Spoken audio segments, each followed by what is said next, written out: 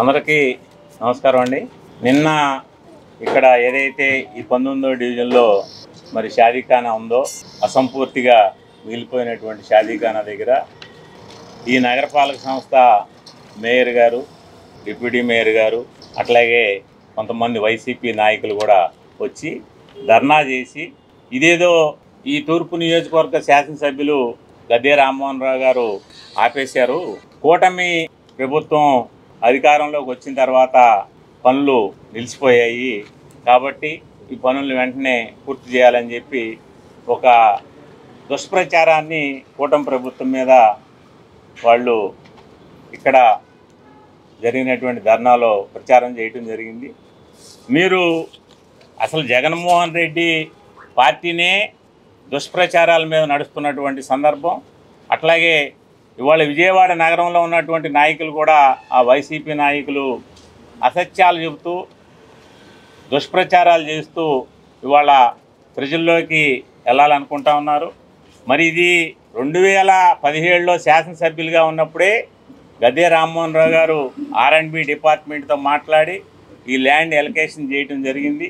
అప్పుడు తర్వాత వచ్చినటువంటి పరిస్థితుల్లో ఈ వర్క్ ఆర్డర్ ప్రభుత్వం ఇవ్వడం జరిగింది. ఇది విజయవాడ నగరపాలక సంస్థ సాధారణ నిధుల నుంచి ఇచ్చినటువంటి వర్క్ ఆర్డర్. ఇది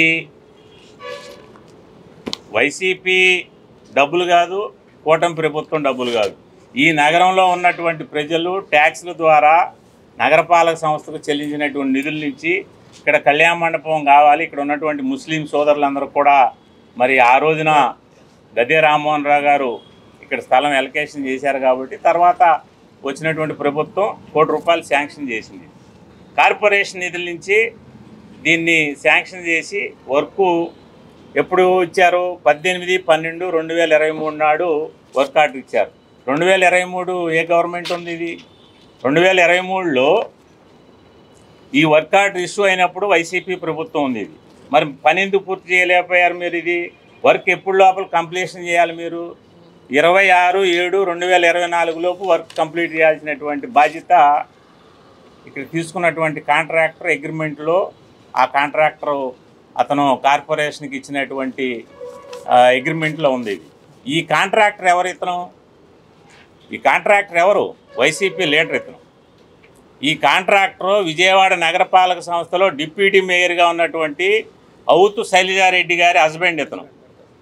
అవుతు శ్రీనివాసరెడ్డి గారు దీని కాంట్రాక్ట్ తీసుకుని వాళ్ళ గవర్నమెంట్లో, వాళ్ళ ప్రభుత్వంలో ₹1 కోటి వర్క్ అతను ఈ వర్క్ తీసుకుని శ్రీనివాసరెడ్డి గారు ఇవాళ ఆ గవర్నమెంటు పోయిందని చెప్పి ఇవాళ పూర్తి చేస్తే ఈ వర్క్ కనుక పూర్తయ్యి ఇక్కడ ప్రజలందరికీ కూడా అందుబాటులోకి వస్తే ఇక్కడ ఉన్నటువంటి శాసనసభ్యులు గద్దె రామ్మోహన్ రావు గారికి, ఇక్కడ ఉన్నటువంటి పార్లమెంట్ సభ్యులు శివనాథ్ గారికి, అట్లాగే కూటమి ప్రభుత్వంకి పేరు వస్తుందని చెప్పి కాంట్రాక్టరు వర్క్ వదిలేసి వెళ్ళిపోయినటువంటి పరిస్థితి ఉంది.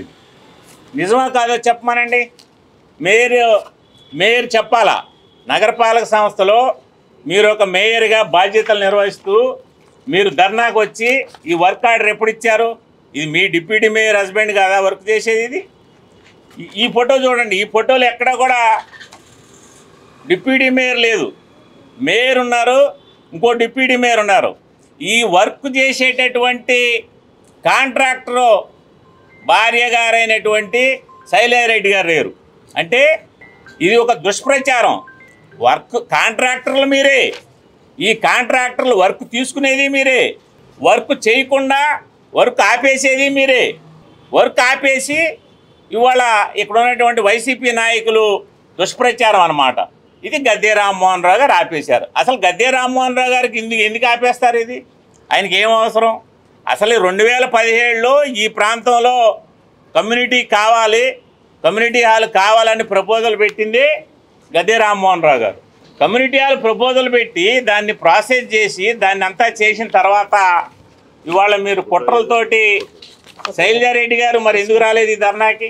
విజయవాడలో ఉన్నటువంటి నాయకులందరూ వచ్చారుగా, ఆమె ఎందుకు రాలే? అంటే మీ హస్బెండ్ కాంట్రాక్టర్నే? వాళ్ళు చేయాల్సినటువంటి పనులు ఎందుకు చేయట్లేదు మీరు? ఇది ఇప్పుడు గవర్నమెంట్ వచ్చిన తర్వాత మీరు కనీసం ఇది స్లాబ్ వేసి వదిలేశారు. స్లాబ్ వేసి వదిలేసిన తర్వాత మీరు పని ఎందుకు చేయట్లేదు? కౌన్సిల్లో కూడా తీర్మానం చేశారు ఇది పని చేయాలని చెప్పి. నేను ఆ రోజే కౌన్సిల్లో చెప్పాం, మీ కాంట్రాక్టర్ని పిలిచి పనులు మిగతా పనులు పూర్తి చేయండి అని చెప్పి. కాంట్రాక్టర్ రావట్లేదు. కాంట్రాక్టర్ రాకుండా పనులు కార్పొరేషన్ వాళ్ళు నోటీసులు ఇచ్చారు. కాంట్రాక్టర్ వర్క్ చేయట్లేదు. వర్క్ చేసే కాంట్రాక్టర్ మీ వైసీపీ. మీకు తెలవదా ఆ సంగతి?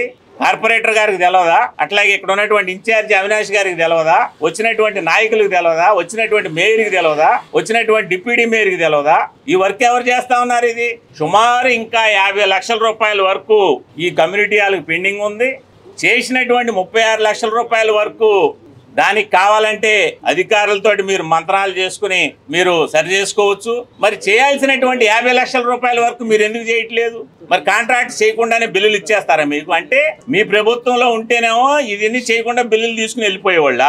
వర్క్ పూర్తి చేయాలి కదా, కంప్లీట్ చేస్తామని చెప్పి మీరు అగ్రిమెంట్లు ఎప్పుడు చేశారు? 26/7/2024 సంవత్సరంలో ఈ వర్క్ కంప్లీట్ చేసి అప్పచెప్తామని చెప్పి అగ్రిమెంట్ ఇచ్చారు. ఇప్పుడు ఏమైంది? అగ్రిమెంట్ ఇచ్చి ఇది ఏ నెల? 9 నెల, 14 నెలలు అయింది.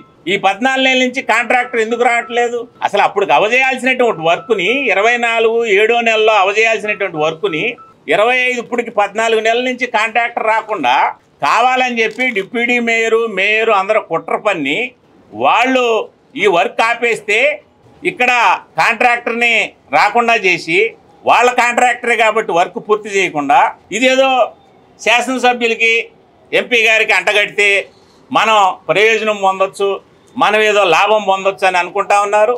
ఇది గతంలో 2024లో ఇలాంటి దుష్ప్రచారాలన్నీ మీరు చేస్తే ఏమయ్యారో ప్రజలందరూ కూడా గట్టిగా బుద్ధి చెప్పారు. ఈ సందర్భంగా మేయర్ గారికి ఛాలెంజ్ చేస్తూ ఉన్నాం. దమ్ము మేయర్ గారు కనుక మీరు డిస్కషన్కి రండి. మీ దగ్గర కార్పొరేషన్లో ఇవాళ మీరు మేయర్ స్థానంలో ఉన్నారు. మీకున్నటువంటి అధికారాలను ఉపయోగించి తెప్పించుకోండి. వర్క్ ఆర్డర్ ఎప్పుడు ఇచ్చారు, ఎప్పుడు పూర్తి చేయాలి, డిస్కషన్ చేద్దాం రండి.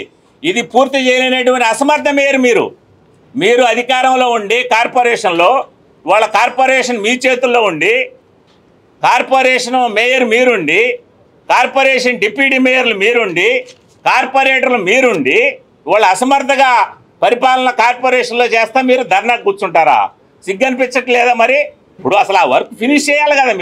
మీరు ధర్నాల్లో కూర్చోడానికి మరి మేయర్ గారికి ఎలా ఇదైందో కానీ మాకు అర్థం కావట్లేదు. మీకు వ్యక్తిగతంగా మీకు డిప్యూటీ మేయర్కి లావాదేవీలు ఉంటే చూసుకోండి. అవి బహిరంగంగా మీరు వచ్చి తెలుగుదేశం పార్టీ మీద కూటమి పార్టీ మీద అపవాదులు వేయాలంటే మాత్రం ప్రజలు క్షమించేటటువంటి పరిస్థితి లేదు. తప్పకుండా ఇలాంటి చౌకబారు స్టేట్మెంట్లు చౌకబారు ధర్నాలు కనుక చేస్తే రాబోయేటటువంటి కార్పొరేషన్ల ఎన్నికల్లో కూడా ప్రజలు గట్టిగా బుద్ధి చెప్తారని చెప్పి హెచ్చరిక చేస్తా ఉన్నాం ఈ సందర్భంగా.